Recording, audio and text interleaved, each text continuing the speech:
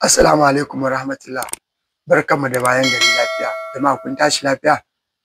In ba ku manta ba, a wasan daren jiya ne aka kara tsakanin ƙungiyar ƙwallon ƙafa ta Ingila wato Arsenal da ƙungiyar ƙwallon ƙafa ta Spain wato Real Madrid, wanda an kara wasan ne na farko a gidan Arsenal a ƙasar ta Ingila, inda Arsenal ɗin ta lallaɓa ta zirara ma ƙungiyar ƙwallon ƙafa ta Real Madrid ƙwallo har uku. Ƙwallon uku ya ɓata ma ƙungiyar ƙwallon ƙafa rai fiye da yadda kake tsammani, ba iya masu bugawan ba har magoya bayanta na duk duniya. Bayan kammala wasan ne shine da magoya bayan da 'yan ƙwallon da shugabannin ƙungiyar duka suka ɗau aniyar ramuwa, ma'ana remontada da yaren Spanish. Shi remontada da yaren Spanish yana nufin cewa wai ɗaukar fansa, yayin da gaba ɗaya birnin Madarin aka kewaye shi ta ko'ina da zanen remontada ɗaukar fansa, inda a kafafen sada zumunta ba abin da kake gani sai yaren comeback, ma'ana sai sun dawo filin wasan. Ba da zimawa ba Allah ya kai mu ranar Laraban, sati ɗaya tsakani, inda ƙungiyar ta ɗau alwashin cewa sai ta yi duk mai yiwuwa ganin cewa ta dawo cikin gasar bayan da an zira mata ƙwallo uku a raga. Duk da cewa a tarihi ƙungiyar ta saba yin haka, a ci ta a wasan farko ƙwallo na ban mamaki kuma ta dawo ta farke har ta koma cikin wasan.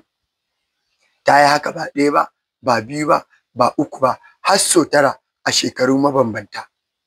To a wannan ta 2025 ɗin tana tsammanin hakan zai iya faruwa, yayin da ita kuma ƙungiyar ta Arteta suka ce sam ba su yadda ba, wannan abu ba zai taɓa faruwa a tattare da su ba.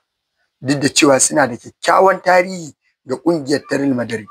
In ba ku manta ba, shekaru 19 a 2006 kenan sun buga a karon farko a Ingila, inda aka tashi 0-0, yayin da ƙungiyar ta Gunners ta kai bakunta a can Santiago Bernabeu, inda ɗan ƙwallon nan Thierry Henry ya zira musu ƙwallo ɗaya tilo a ragar tasu, aka tashi 1-0.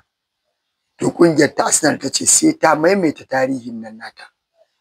A rashin kunya irin na yaran Arteta, maimakin su yi haƙuri su sa ƙwallo ɗayan su tsaya, sai suka ce ba za su tsaya haka nan ba, za su daddage su karya tarihin da ƙungiyar tasu ta Gunners ta kafa a baya.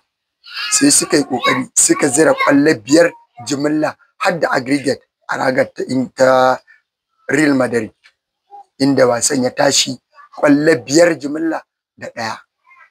Duk da cewa 'yan wasan na Real Madrid ɗin sun cika baki, Bellingham, Vinicius Jr, Mbappe, Valverde, Lucas Vazquez, Raul Asensio da dukkan 'yan ƙwallon Madrid ɗin, kowanne ya yi ƙoƙarin ba ɗan uwan shi ƙwarin gwiwa ganin cewa sai sun dawo filin, yayin da aka kulle filin na Santiago tsawon awa 24 ko kuma in ce 48 a kulle, ba dan komai ba domin a ɗumama shi, yayin da 'yan ƙwallon na Arsenal ɗin sun shiga su kasa taɓuka komai. Sai abin suka ce sam ba zai yiwu ba.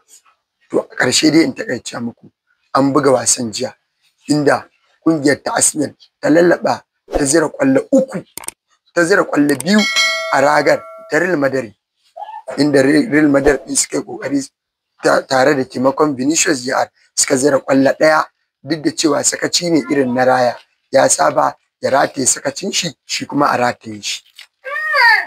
To yanzu me za ku ce da cika baki da magoya bayan Arsenal, da cika baki da magoya bayan ƙungiyar ƙwallon ƙafa ta Real Madrid da sauran 'yan ƙwallon da ma'abotansu suka yi? Shi baki a ƙwallon ƙafa yana da fa'ida ne ba tare da an buga ba? Wannan hukunci ku za ku yanke shi, 'yan kallo masu saurare na. Ku ajiye min alƙalancinku a comment section. Daga dai taku taskar wasanni TV, ni ne Musbahu Musa Gwada MYG, daga nan garin Gwada, ba da adawa ba, babu adawa a gidan taskar wasanni TV, babu adawa. Da abin da ka zo da shi za mu faɗi, ko da ƙungiyar da mai taskar wasanni TV yake goyon baya ne, za mu faɗi gaskiya a duk lokacin da ta sha kashi. Har yau dai ku mana subscribe, ku yi like, ku yi share. Mun gode. Taskar wasanni TV, farin cikinku abin alfaharinmu.